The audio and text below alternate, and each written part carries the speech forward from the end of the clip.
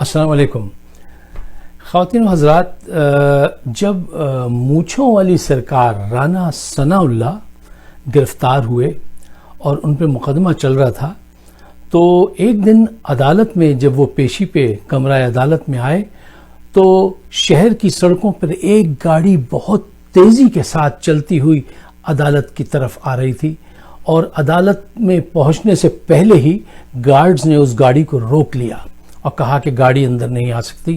تو وہ صاحب جو وہ گاڑی میں موجود جو بیٹھے تھے وہ گاڑی سے اتر گئے اور جلدی میں بہت تیز چلتے ہوئے، کافی ڈسٹنس تھا، کئی بہت بڑا ڈسٹنس تھا، اس میں وہ جلدی سے تیزی سے چلتے اتنی تیزی سے وہ چلے کہ ایک دفعہ ان کے پاؤں سے جوتا اتر گیا، لیکن انہوں نے دوبارہ جوتا پہنا اور تیزی سے چلتے ہوئے وہ کمرہ عدالت میں پہنچے اور کمرہ عدالت میں پہنچ کر انہوں نے رانا ثناء اللہ کے کان میں کچھ باتیں کہیں، کچھ باتیں رانا ثناء اللہ نے ان کے کان میں کہیں. اور یہ شخص کون تھا؟ یہ صاحب تھے شہباز شریف صاحب. اب ذرا سوچئے کہ اتنی ہائی رسک پہ ڈرائیونگ کرتے ہوئے اور وہ وہاں کیوں پہنچے اور کان میں کیا بات ہوئی. اس کے بعد رانا ثناء اللہ کے جو ثبوت جن کے پاس تھے انہوں نے وہ ثبوت دینے سے انکار کر دیا. یہ بات میں نے آپ کو اس لیے اس وقت اس کا ذکر کیا ہے کہ دیکھیے یہ سب آپس میں جڑے ہوئے ہیں. یہ کرپشن جو کرتے ہیں، کیونکہ رانا ثناء اللہ نے کہہ دیا تھا اس مرتبہ اگر تم نے میرا ساتھ نہیں دیا تو میں سب کے نام بتا دوں گا، سارا گینگ پکڑا جائے گا.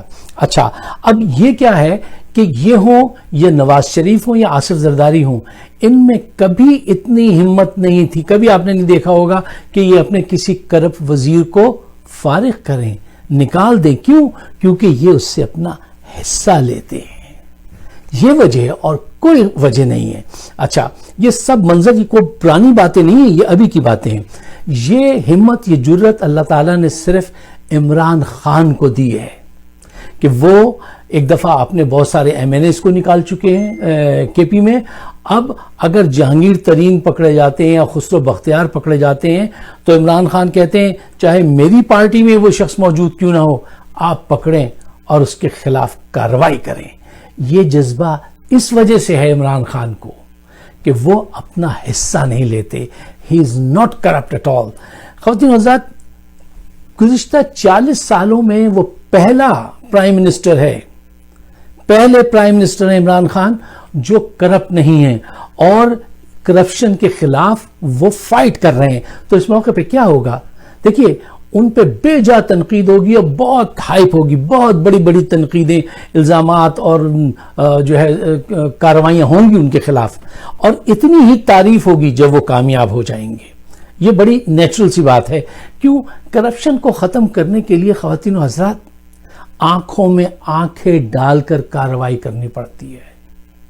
اپنے پرائے سب کے خلاف ایکشن لینا ہوتا ہے. یہ کوئی آسان کام نہیں ہوتا.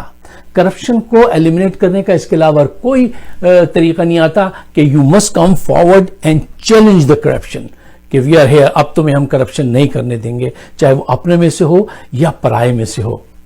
اب آپ اگر جاننا چاہتے ہیں کہ نیئر فیوچر میں کیا ہونے والا ہے تو میں آپ کو 2-3 اہم باتیں آپ کے سامنے رکھنا چاہتا ہوں.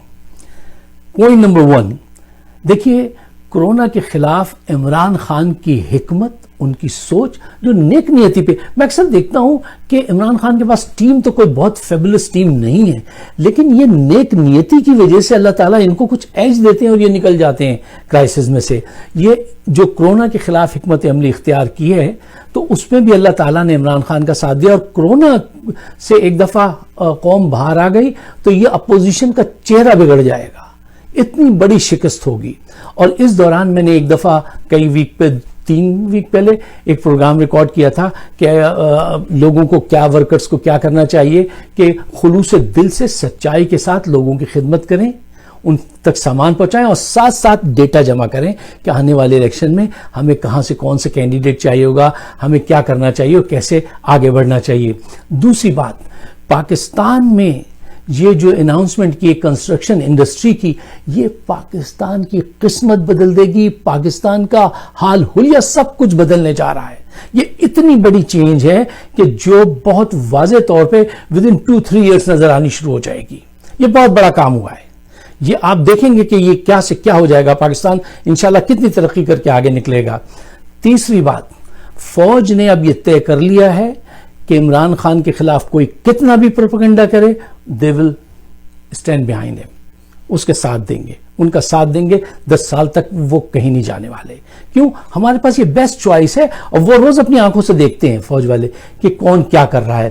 اچھا، تیسری چیز یہ کہ نون لیگ جو ہے وہ اب ہندوستان سے مل کے کچھ شرارت کرنا چاہے گی، تو ان پہ جو ہے نگاہ رکھیے اور ان کی ایکٹیویٹیز کو مانیٹر کرتے رہنا چاہیے۔ اور آخری چیز یہ کہ دیکھیے، ہمارے سوشل میڈیا کو اور زیادہ فعال ہونا چاہیے، ہمیں اپنی بات جلد سے جلد آگے رکھنی چاہیے، اور ان کی تنقید سے نہیں ڈرنا چاہیے۔ کیوں؟ دیکھیے، تعریف سے انسان ہلاک ہوتا ہے، تنقید سے ہم سیکھتے ہیں، اور ان کی تنقید ان کو بے نقاب کرتی ہے۔ So welcome to the club, آئیے ڈیبیٹ کیجئے، ہم سے ڈیبیٹ کیجئے، وی آر ریڈی۔ اگر آپ ہیں تو آپ کو چاہیے کہ تیاری کریں بھرپور انداز سے سوشل میڈیا پہ۔ عمران خان نے اپنا کردار ادا کر دیا۔ خواتین و حضرات، ہم نے جنہوں نے ووٹ دیا تھا، اب ہمیں عمران خان کا ساتھ دینا چاہیے۔ آپ سب کا بہت بہت شکریہ۔